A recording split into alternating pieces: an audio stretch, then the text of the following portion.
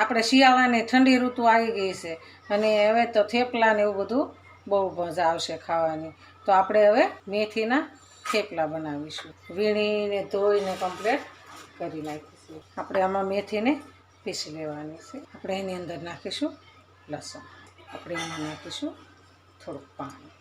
આપણે આને પીસી લેવાની છે. હવે આપણે આની અંદર લીલા મરચાં નાખીશું. 3 થી 4 લીલા મરચાં નાખીશું આપણે. હવે આપણે આને પાછો પીસી લેશું. આપણે આ પાણી નીકળ્યું છે ધોઈને આપણે લોટ બાંધશું તો એમાં આપણે યુઝ કરી લઈશું. તીખું ને મેથીનું પાણી છે. આપણે ઘઉંનો લોટ લેવાનો છે. આપણે એને સાળી લેવાનો છે. આપણે 3 વાટકા ઘઉંનો લોટ લીધો છે તો આપણે એને સાળી લેવાનો છે. આપણે સ્વાદ પ્રમાણે મીઠું નાખીશું, હળદર નાખીશું, હિંગ નાખીશું, 1 ચમચી ધાણા જીરું નાખીશું, 1 ચમચી આપણે મરચું નાખીશું. આપણે લીલું મરચું નાખ્યું છે એટલે આપણે લાલ ઓછું નાખીશું. એમાં આખું જીરું નાખીશું 1/2 ચમચી આપણે અજમા લઈશું. અજમાને આપણે કચડી લેવાનું. કચડી નાખીએ ને તો એનો સ્વાદ સારો આવે. અને ચોમાસા જેવું છે, શિયાળો છે, ઠંડી ઋતુ થઈ ગઈ છે તો આવી વસ્તુ બનાવીને તો ખાવાની મજા આવે. થોડુંક નાખીશું આપણે ચાટ મસાલો, થોડીક આપણે ખાંડ નાખીશું. આપણે દહીં નાખવાનું છે. આપણે 2 ચમચી દહીં નાખીશું.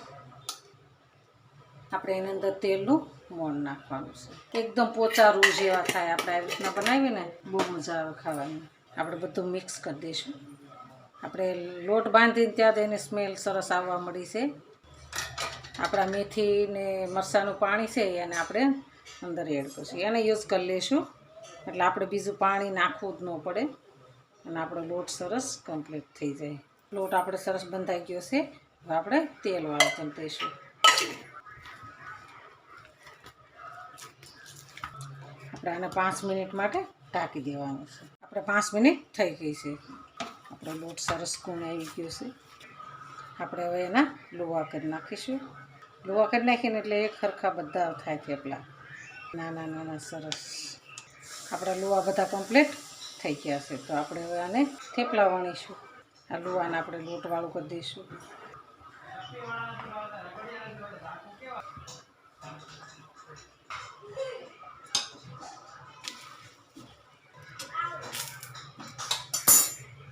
આપણે આને ધીમા ગેસે તળવાનું છે. ફૂલ ગેસે તળો ને તો દાજી જાય. આપણે દાજવા દેવાનું નથી. આપણે એક ડીશમાં લઈ લઈશું. આપણા શિયાળાના દહીં થેપલા સરસ તૈયાર છે. મેથીના બનાવ્યા છે. તો હાલો ખાવા. જો અમારો વિડીયો ગમે તો લાઈક, શેર અને સબસ્ક્રાઈબ કરી દેજો. રાધે રાધે.